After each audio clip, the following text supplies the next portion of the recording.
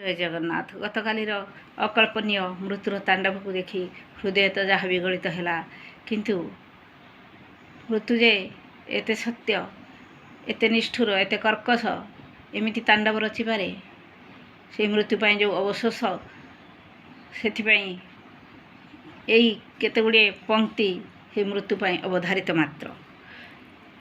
ହେ ମୃତ୍ୟୁ, ତୁମେ ସତ୍ୟରେ ଏକ ପରଦା ମାତ୍ର, ତୁମେ ସତ୍ୟରେ ଏକ ପରଦା ମାତ୍ର।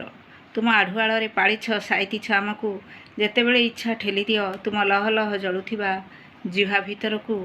ତୁମେ ଅସ୍ପୃଶ୍ୟ ନୁହେଁ, ତୁମେ ଆମ ଗର୍ବ, ତୁମେ ଆସ ଧୀରେ ଧୀରେ, ତୁମକୁ ପାଛୋଟି ନେଉ ଏ ଜୀବନ, ତୁମକୁ ଆଲିଙ୍ଗନ କରୁ ଏ ହୃଦୟ, ତୁମେ ତୁମ ରୂପ ବଦଳାଅ।